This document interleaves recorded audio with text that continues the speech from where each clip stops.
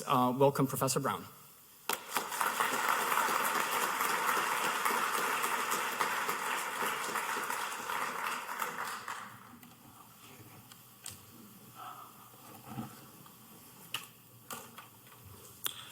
Hello. I want to first start by introducing opposing counsel, Miles Coleman, who's a partner at Nelson and Mullins. He practices in the areas of appeals, business litigation, and First Amendment law, and represents and counsels private entities and government agencies and officials on issues relating to constitutional and statutory freedoms of speech, religion, and association. And Chandler Husky, a wonderful student of mine, is a third-year law student here at the University of South Carolina School of Law. Chandler's a former vice president and president of the Federalist Society and a former senior articles editor at the South Carolina Law Review. So we should give them a hand of applause to welcome them. Wow. This case. The court's decision in Mahmoud upsets the long-time balance. The court's decision in Mahmoud upsets the long-time balance that existed regarding how to resolve conflicts between values in public schools and those of religious adherence.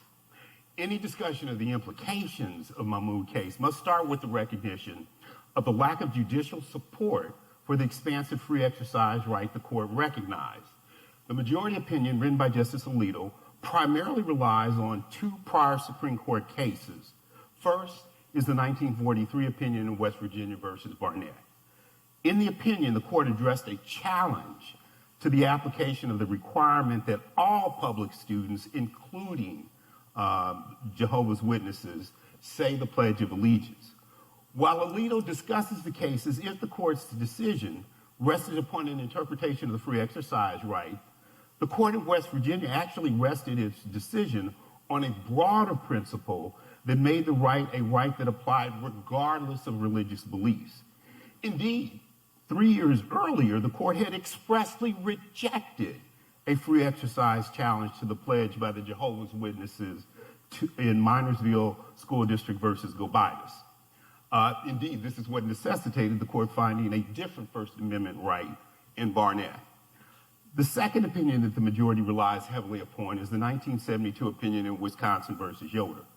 But for the past 50 years, constitutional experts and courts have generally accepted that Yoder was an opinion limited to the unique factual situation of the Amish. The court in Yoder noted that few other religious groups or sects could make the claim that the Amish are making. In several passages, the court stresses the fact that the Amish have unique special circumstances. They have a 300-year history of being law-abiding. The Amish live an ordinary life that is separate from the mainstream world. Thus, Amish students are only being prepared to live in isolated, homogeneous communities.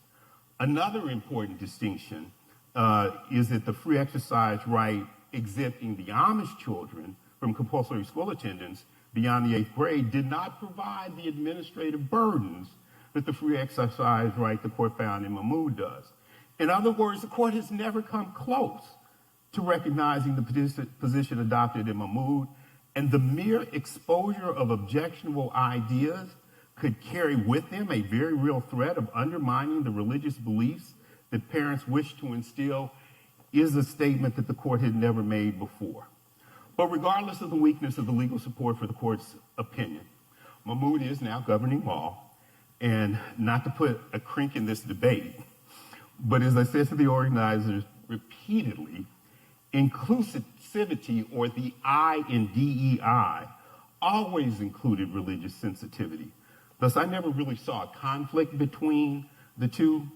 But having said that, I will focus my criticism on the opinion and the implications of recognizing this robust free exercise right that Mahmoud has created. When Yoder was decided in 1972, America did not have the magnitude of the religious diversity that we have today. This was due in large measure to the bans on immigration from the Middle East and Asia that were in place from around 1920 until 1968. Now there are over 370 religious sects in the country.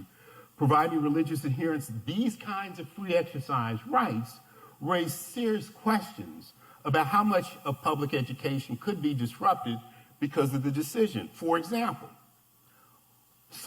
most Hindu religious adherents believe in a caste system. The caste system is a hierarchical system that completely rejects the American idea of equality.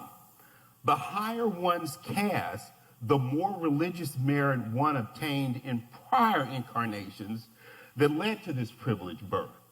Outcasts are those at the bottom of the caste system. They are considered religiously polluted, and this pollution is contagious. Thus, parents of high caste children could assert that their religious liberty demands that their children be segregated from the children who they view as infected with a certain religious pollution. There are the Muslim sects that don't believe women should be educated. When Yoder was decided in 1972, it was very clear it did not apply to Muslims. What about now? The Mormons and other Christian sects, including some Southern Baptist sects, used to believe that black people did not have souls. If this is a core religious belief sincerely held by a parent, does this mean that they can object to a considerable amount of curricular material that presents black people in a positive light?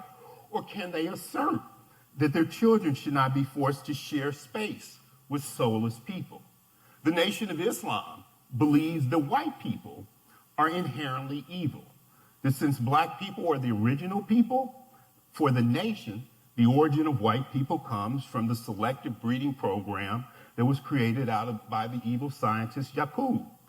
His breeding program produced successively lighter-skinned people who, because of their lack of color, were more prone to disrupting the societal order.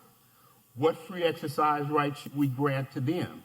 Indeed, I don't even have to go outside of the margins to point to the concerns about this right. The majority argues that exposure to these books carry with them a very real threat of undermining the religious beliefs that parents wish to instill. Thus, can religious adherents of various faiths object to positive portrayals of women as astronauts, scientists, or politicians, or black people as law professors, lawyers, or financial analysts? I could go on, but I hope by now you see the point. The court's decision also has upset the long-term understanding about the balance between public education and religious adherence. Generally speaking, most children attend public schools 6 hours a day, 180 days a year. Thus, children only spend 1/8 of their total time and only 1/6 of their waking hours in public schools. This means that the overwhelming majority of their time, parents have the opportunity to teach their children about their religious beliefs.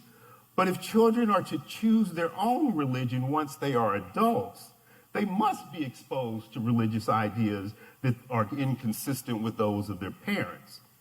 In addition, for a century, it's been clear that religious adherents who disagree with the values of public education could either enter the political process and try to produce more favorable, responsible administrators of public education, or send their children to private schools.